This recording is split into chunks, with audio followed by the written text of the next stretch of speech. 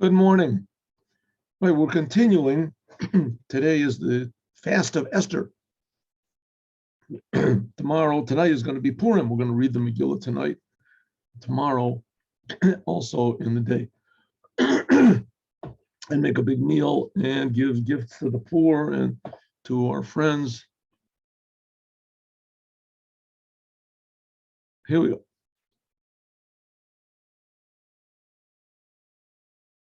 So last time, what did we learn? We learned that we got to get rid of Amelek. Amelek is a nation, but it's also a power within us. And as the Rebbe said many times, if we conquer the Amelek, the enemy inside of us, our own doubts and laziness and bad character traits,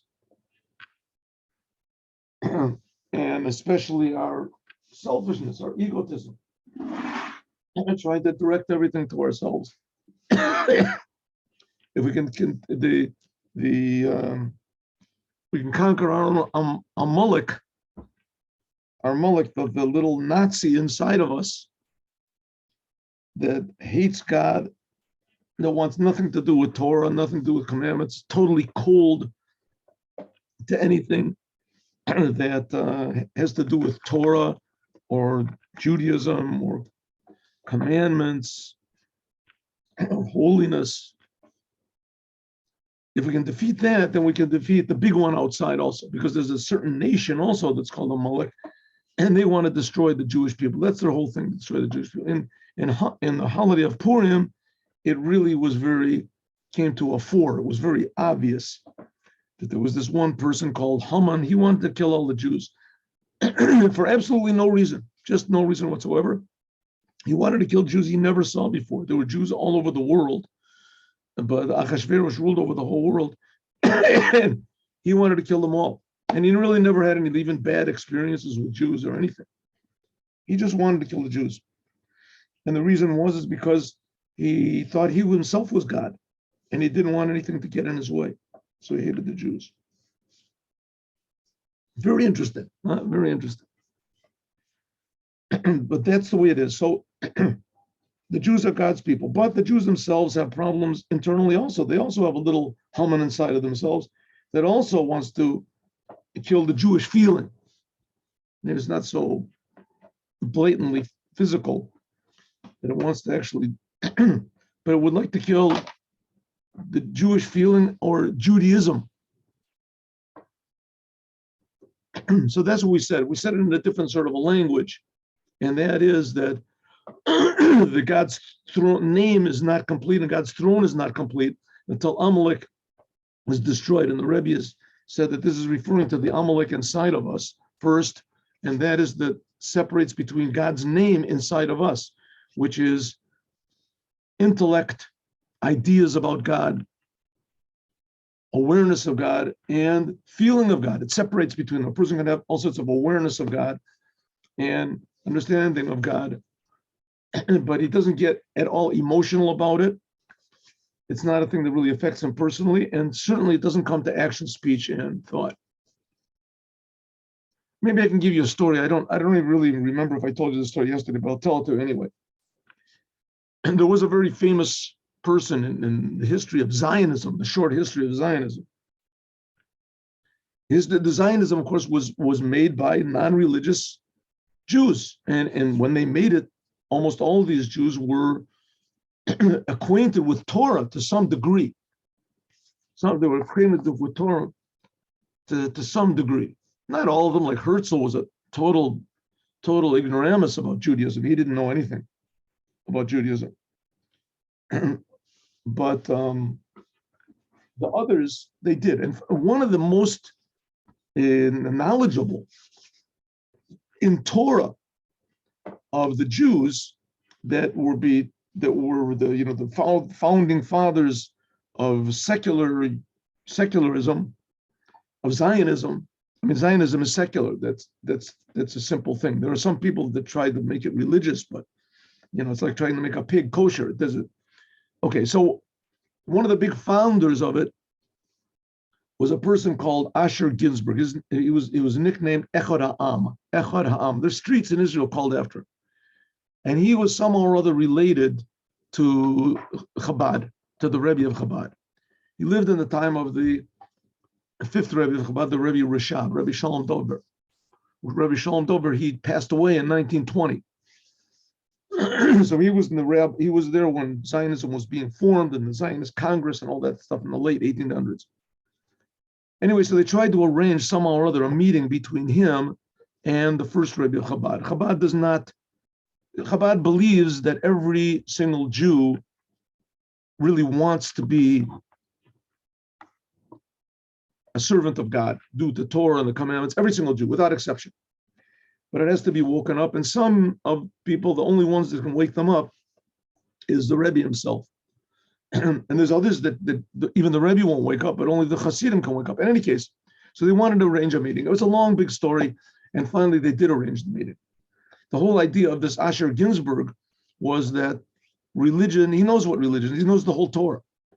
And he is certain, without any doubt, that the only reason that a Jew would want to be religious is because he doesn't know how good this world is, how much pleasure there is in music and art and opera and plays and culture, philosophy, intellect, universities. The world is surging forward and Judaism is remaining backward. In other words, anyone who would know what the world is would not want Judaism. So they met. I don't know what exactly they talked about, but they asked the Rebbe what he thought about this Asher Ginsburg. He says he's a person that I can truly say that he knows what the Torah is, he knows what God is, and he intentionally rebels against it. He knows against it.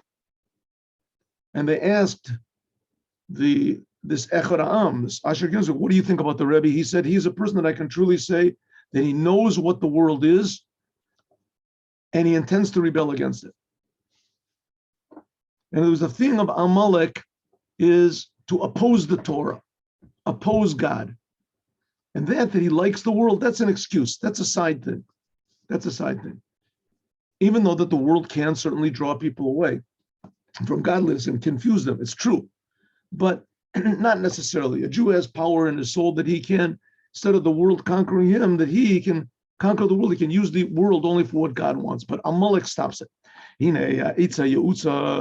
The advice which is given to destroy Amelek, neged Amelek, is what it says, Ki Yad al Kes Yudke. It says in the end of that same sentence in the Torah that God's name is not complete and God's throne is not complete until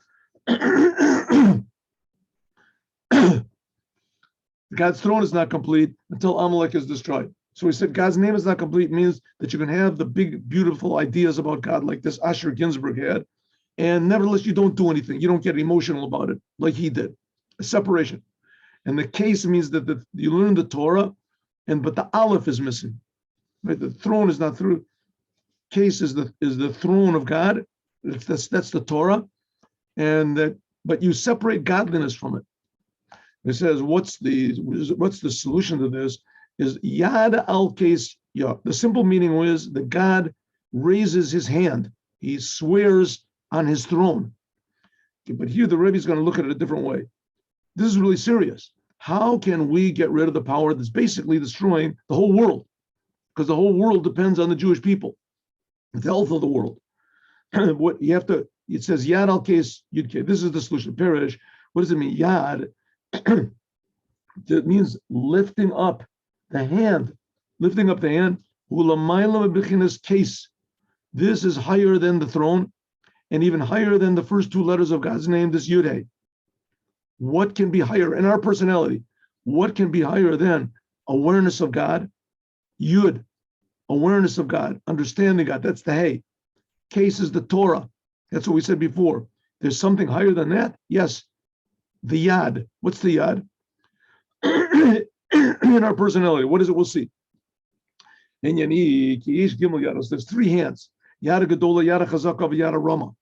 In the Torah, there's mentioned God, the Jewish people saw the great hand, strong hand, and the Jewish people went out of Egypt, it says, with the upraised hand. These are the three hands of God. What does it mean? Yada Gedola, it says, Vayar Yisrael, it's a Yada Gedola. This is Ha Gedola. This is Yedua Amoseges, Ki Yada Gadola, this is love. A Jew sees the love of God. Shemorer Adam Ladav Kabo. You start thinking about it, how good God is. How good God is. God is creating us. God is creating the world. God is giving us life. He's giving us eyes. He's giving us the power to see. He's giving us ears and the power to hear. God gives us our consciousness, our awareness. Everything is being given by God constantly, every instant. From this, we can come to a love of God. This love is museges or morgeshes believe. You can feel it in your heart. Okay, and also that's the Yad Hagadola. All then there's Yad Chazaka. What's the Yad Chazaka? The Kala Yad Chazaka. This is the end of the Torah when they saw, it says that all the Jewish people saw the strong hand of God. That's also Ha Chazaka. That's the Heya Yediyah. This is the Yad Chazaka. This is the fear of God, the power of God. God's left arm, small dochet, like it says, the left arm of God, it pushes away. This is what we talked about before. The by means of the accepting the yoke of God. In Kriya Shema, when we say, God, you're the boss, I'm not the boss. You're the creator, I'm not the creator. Whatever you say to do, I'll do. He casts himself down, etc. This is one of the secrets. How the Jewish people, even though that the Jewish people have been through terrible pogroms and Holocaust through the history of Judaism, it's filled with this, right? Nowadays, where everybody's saying, "Oh, Ukraine is so good," and Ukraine is of this. Ukraine. The fact of the matter is, just 70 years ago, the Ukrainians, they participated wholeheartedly with tremendous gusto in killing the Jews, and this was just part of their, their glorious history. And then there was a Khmelnytsky. This was like 400 years ago. Khmelnytsky, that he's considered to be one of the heroes of Ukraine. They got big statues of him. There's a whole city called after his name, Bogdan Khmelnytsky. He killed tens of thousands. They don't know how many personally, right? With his men, they went through, purposely wiped out whole cities, towns of Jews. The Polish Jews, they even make a fast day. Someone make a fast day on this, the 20th day of Sivan. There's a lot of them that were killed. Tachvatat is called. How is it that the Jews still remain Jewish after all this? How could it be that they remain? That was one of the causes of Chassidut. After the Khmelnytsky came along, what's his name, Shabbatai Tzvi, and he was a totally false Messiah. He had none of the qualifications of Mashiach whatsoever, right? And then afterwards, there came the whole, we call the intellectual movement. All these Jews saying, let's leave Judaism, like we said, like, what's his name? Moses Mendelssohn and these other people. And how could it be that there's still Jews that held on to Judaism? How can it be? How can it be? It doesn't make any sense whatsoever. It says, because that's it, that the Jews have an aspect in their soul that doesn't make any sense. That they hold on to God, it's called Kabbalat Ol, with no sense whatsoever. God, you do, where did they get this from? From Abraham. Abraham went through 10 terrible tests, awful, terrible tests, till God finally told him, take your son and kill him. And he did everything with happiness, totally beyond, and I'd say not relevant to understanding. That's what's called Kabbalah. God, you're the creator, you're the boss, you're the king. I do what you say. I don't understand what's going on. I'll do whatever you tell me. Therefore, we say, the Shemon Esrei in the standing prayer, we say 3 times a day, Salach lanu avinu ki chatanu. Forgive us, God, because we sinned. Machal lanu ki pashanu, because we did purposeful sins. What does this mean? Pesha, it says, lo b'shaftina eskinin. We're not talking about Jews that did purposeful sins. We're talking about the foolish things, right? We're talking about Pesha, these are mordim.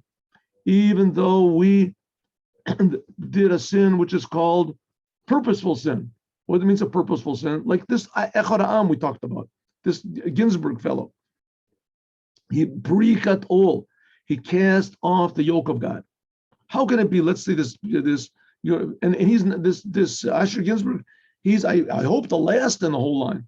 Before that there was the Elisha ben Avua, and before that there was Yeravam ben Navat, And before that, there was in the Torah, there were all the people that worshiped the golden calf, right? And there was Korach. There's all these people, they knew the whole Torah, they knew everything there was to know, and they rebelled against God. How could it possibly be? Because that's also the nature of every Jew. That's the Amelek. That's the Amelek in the soul of every Jew, right? I don't care what God says. I'm spitting in his face. I don't care if he creates me, if he enlivens me, right? I'm not letting him in the door. Kolomar, Shalprikas, all bilvad. This is considered just the fact that a person, a Jew, is willing to that is, ignore God totally, even though he knows how great it is. This itself, this attitude, is considered to be a sin, purposeful sin. And therefore, before Shema Yisrael, Eino Margish Benafshi, you don't feel in your soul the Omar. A person before he says Shema Yisrael in his prayers, he thinks he's perfect. He thinks it's okay. He's sitting there with tefillin on his head, and he's got a talis on, and he's praying. He's sitting in the synagogue, and he thinks, what can be better than me? But only after he accepts on himself the yoke of heaven, and he says Shema Yisrael, Hashem Elokeinu, Hashem Echad, that you, God, are one, right? And then I realized that I was totally wrong, that he says soon, I put on you, you're my king. Then Azai nidma be'enav machshavos libo kol hayom shelo yamshich achrei yirazu ve'hesech hadas mimeno kilo pesha. Then all of a sudden he realizes how great God is, how good God is, and he says, "Wow, how could I have ever let my mind stray away? Even the smallest thing. I'm standing in the palace in front of the king. How can I do anything against God?" And that's even the smallest movement in the direction of God's like standing in front of, a great king and motioning, waving to one of your friends on the side. You don't do that. Same thing is, how can we think of something outside of God as that is considered to us like a pesha, so like a purposeful sin, or merid, and rebellion, or perik all malchus shamayim, and a total, disdain of God and taking the yoke of God from my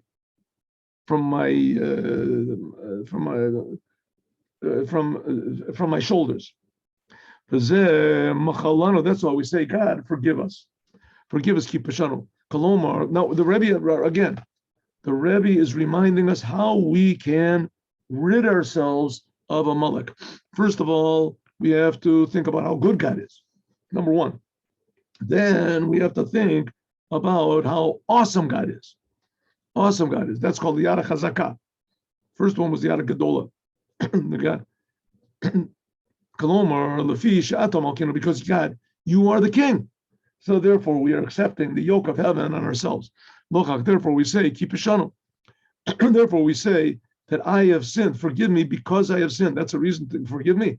Say, forgive me because I'm sorry. That's what it says. What do you mean forgive me because I sinned? It means forgive me because all of a sudden I realized that the things that I've done were sins. I thought that was okay. I thought it was okay to think about whatever I want to and do whatever I want. But that's the level of Yad Chazaka. So Yad Gedola means to feel how good God is, the great hand of God. We said that, but the hand is on the throne and on God's name. The love of God, that's called Ha Gedola, the love of God. Ha Chazaka, that's the fear, awe of God, how great God is. He's creating me. But then both of them are written with the letter Hey, the Ha Gedola, Ha Chazaka. But when it says Yad Ha Rama, it doesn't say Ha Rama. It says Ubnei Yisrael Yotzim B'Yad Rama. It says the Jewish people went out of Egypt, Yad Rama. It doesn't say the letter Hey.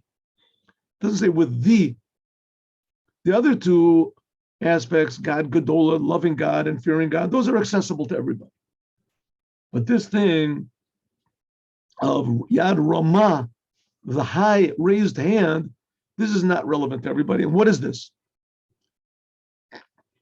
It says Yotzim, that they went out. What does it mean? Yotzim min akli v'gavul, you go out of all limitations. And this is Nesias Nefesh. This means elevating your soul. Right? This is incomprehensible what we're talking about now. That you can love God, you see how good God is. No, that's accessible, albeit difficult.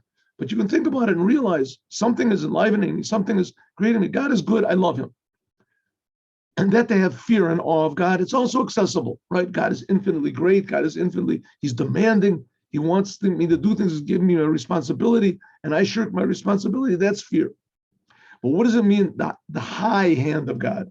Rama. This means elevating the soul to what it says, nafshi asa, lifting up my soul. Excuse me. And this is what we call tshuva. Tshuva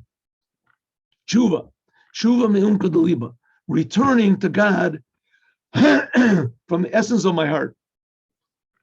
Mesiras nefesh. This is like giving your life. Haruach tashuv el Elokim. Your soul goes back to God that gave it. V'hi ha'ola l'makor chutzpah mamash. The soul goes up to its source. Okay, what does this mean? What type of source are we talking about? Let's see. Hine Yisrael, the Jewish people, they rose up in God's thought.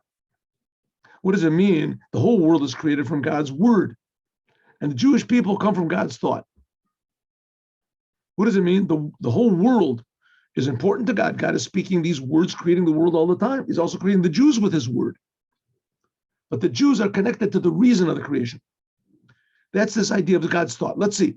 Kihine, behold, with one thought, God created the world with 10 utterances.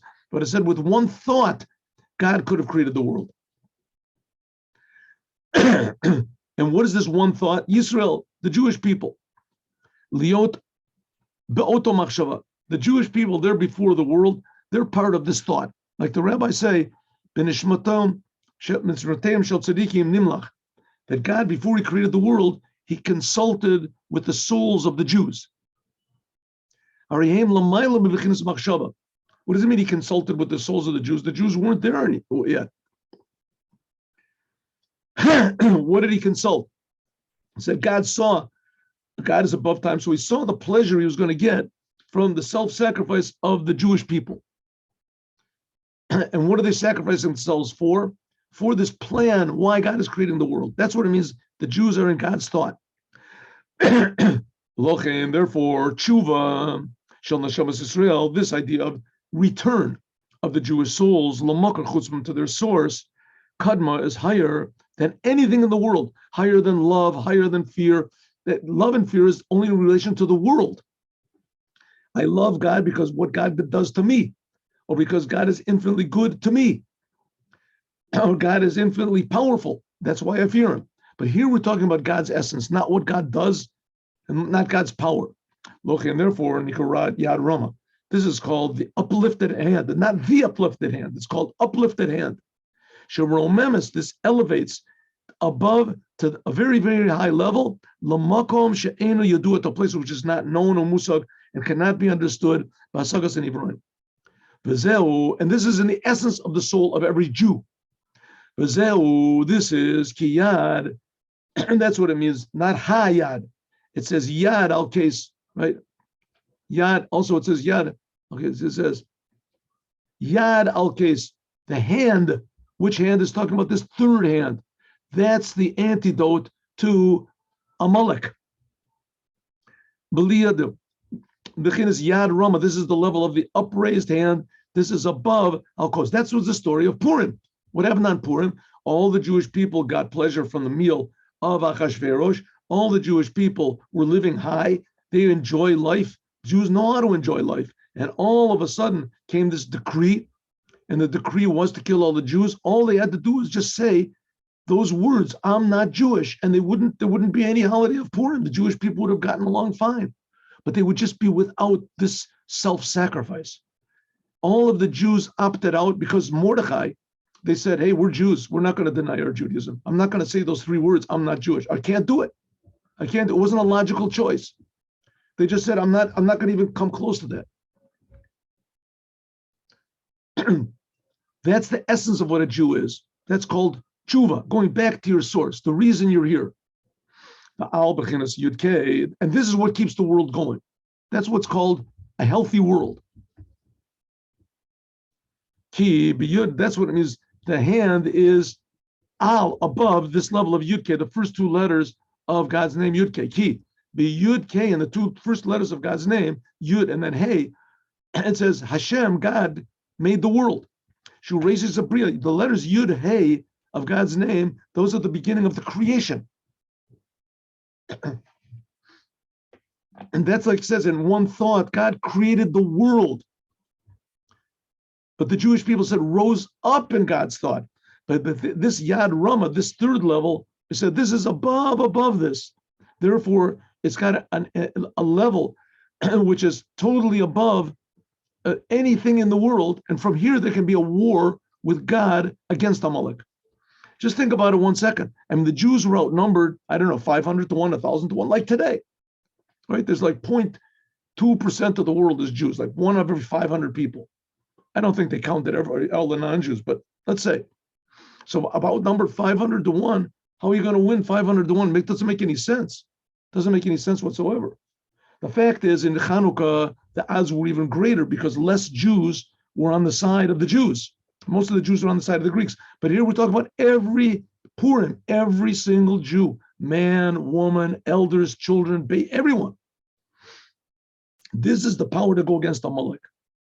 Shalo Yamod Amelek Yatzev. The Amelek cannot stand and prevent this level of Yud K Vav K, to cover over God.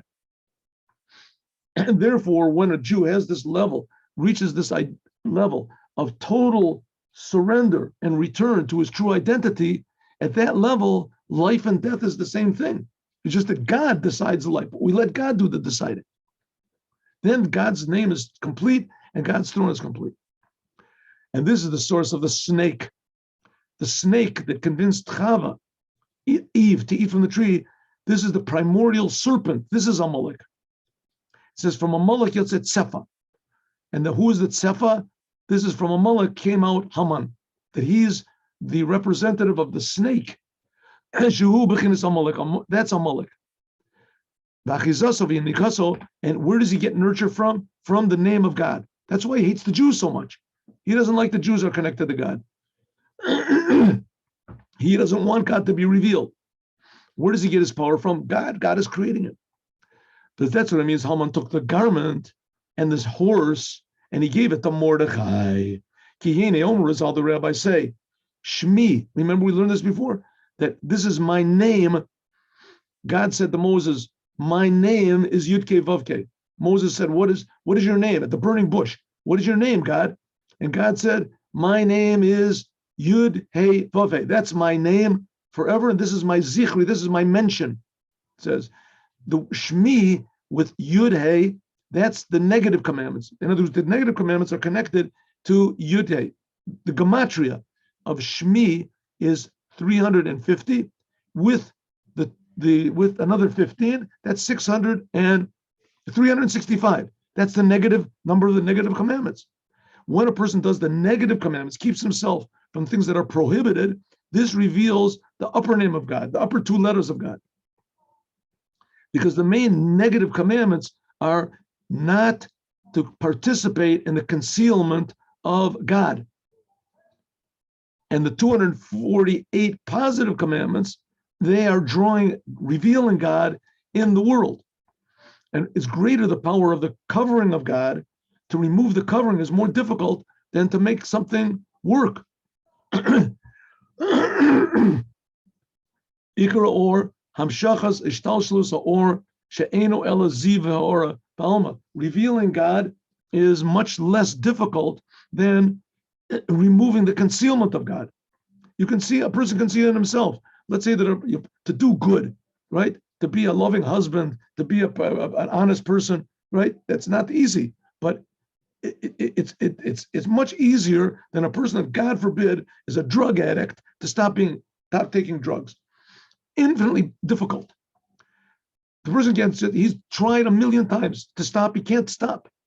Can't stop to do it, right? Like this Asher Ginsburg guy we talked about before, right? For him to stop denying God is more difficult than for him to start doing commandments. He could do a commandment, no big deal. But in his heart, he's take it, believe it, doesn't care. To remove concealments is very difficult. right? It's like the same thing about making sick people healthy. You have to have a doctor to make a healthy person more healthy. So you need a person that knows how to do whatever exercises or something like that. Hine Haman. So to turn from bad is more difficult than to do good. Turning from bad, that reaches the two letters of God, Yud Hey, and doing good, that reaches the two letters of God, Vav Hey. Haman is he is the covering that covers over the name of God. He's the ultimate concealment of God, the ultimate bad. That's the source of the negative commandments. Therefore, when a Jew, Eskafia, forces himself to turn away from bad, and he forces himself to overcome bad and do good, but to push away to war, this defying concealment of God, and then transforming darkness to light. From this, says God said about God, Achashverosh, who is a metaphor for God, told Haman to take the garments, his garments, and his horse, and give it to Mordechai. Mordechai is the positive things. Haman is the negative things. The garments were drawn from this higher level below. Another place it says that this is the transformation of Haman. Here it says that. That's what it is. Maher. That's what God said. Hurry up. Here, this is where it is. Hurry up. Take the garment and the horse. That's what God told Mordechai. That's what God told Haman. Remember, Haman, the king, was very worried. And then he couldn't sleep that night, and they brought in front of him his diary, and there it said that Mordechai saved the king. So the king called Haman in and said, "What should he do to a person who saved the king's life?" Haman thought he was talking about him. He said, "Give the king's horse and the king's garment." He said, "Okay, give that to give that to Mordechai, and give it to him quick." It said. The rabbis say, if the Jews have merit, then the Mashiach will come earlier. And if not, it'll come in its appointed time. When there comes the time when Mashiach is supposed to come, it says that there will be no more death in the world. And the spirit of impurity will be removed from right? There won't be any more aggression and addiction and confusion and lust and the depression. It won't be anymore. All the spirit of death and things that approach death, of destruction, will be done from the world. They'll be destroyed and liquidated totally. No bad. There won't be any concealment of all of the holy things. People will see how holy the Torah really is, how holy the commandments are. And the Jewish people are unique. They won't be able to twist the words of the Torah and negate the commandments anymore, which is not the case. And Al Yedei Tshuvas and Shel Yisrael, when the Jewish people, that's the way that it's going to be when Mashiach comes.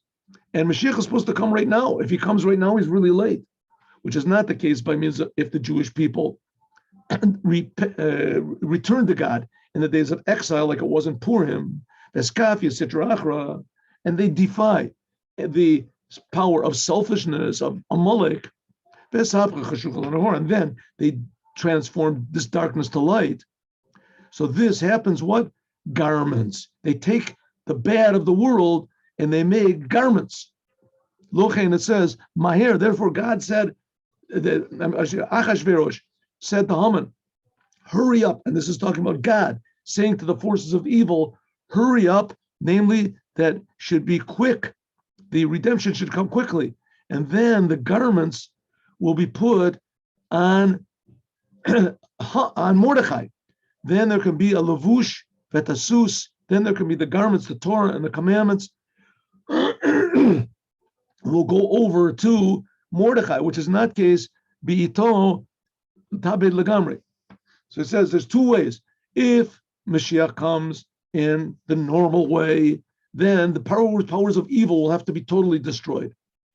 I think that's what's going to happen now. I mean, I'm not the boss, but if it happens early, quickly, then it could be that evil will be transformed.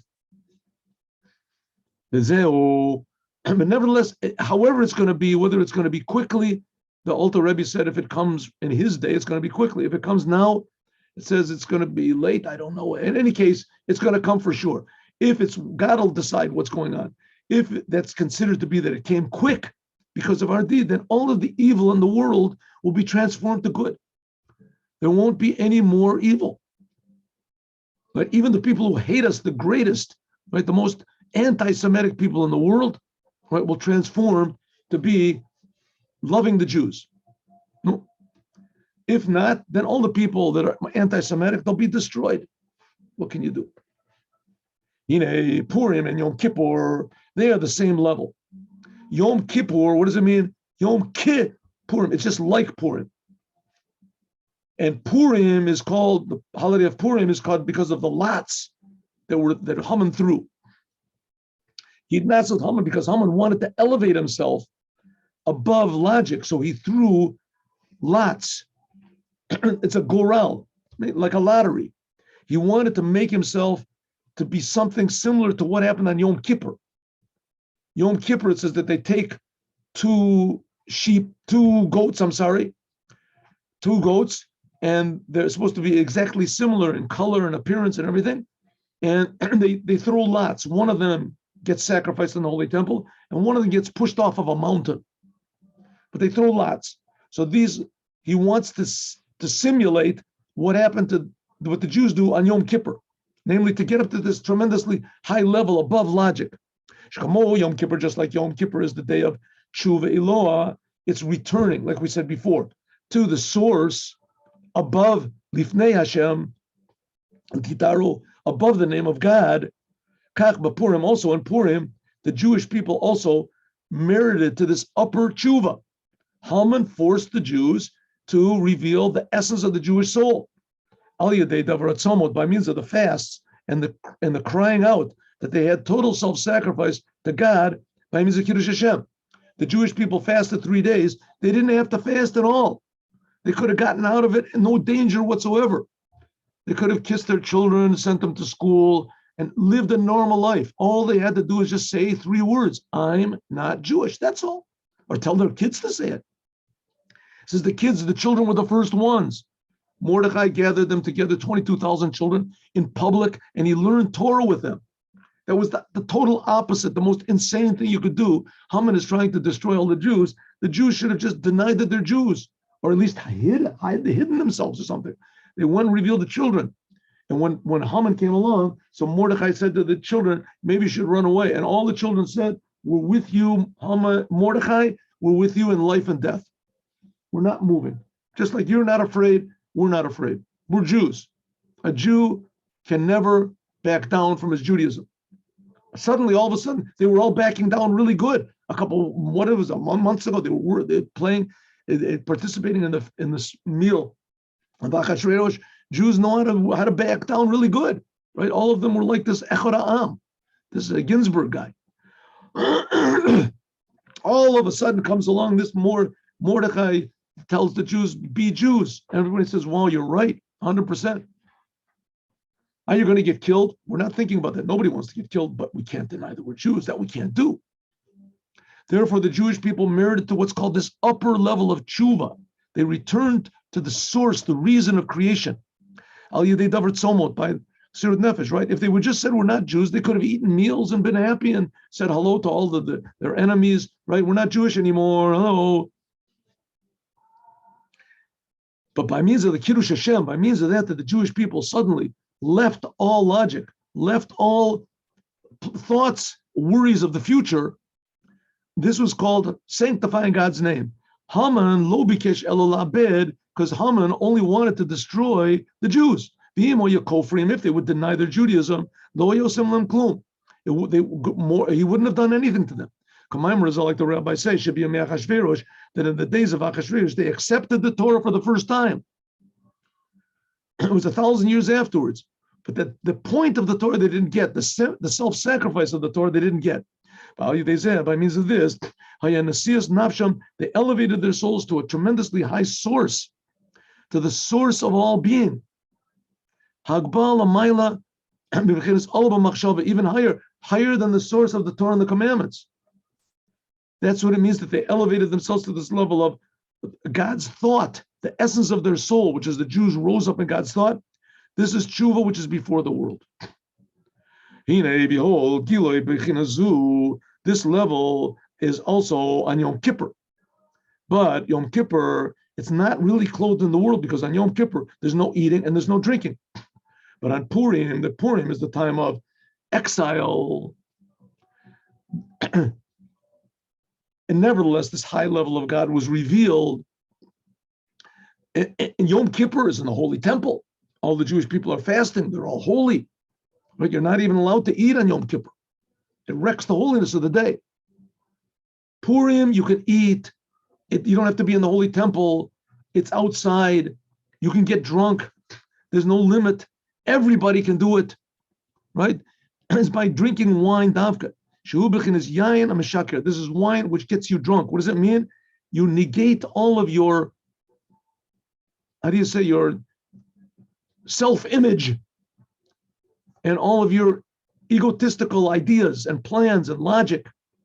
And all you are just one thing, a Jew. And this is exactly what Haman wanted to destroy. And this, in fact, was exactly what he revealed.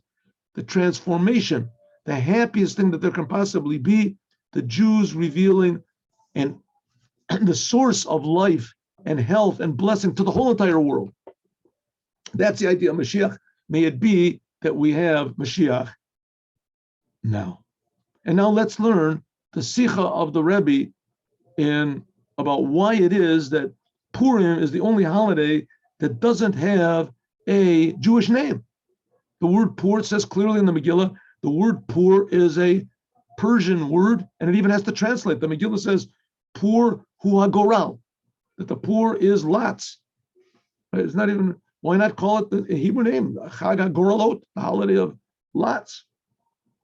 Right, Pur.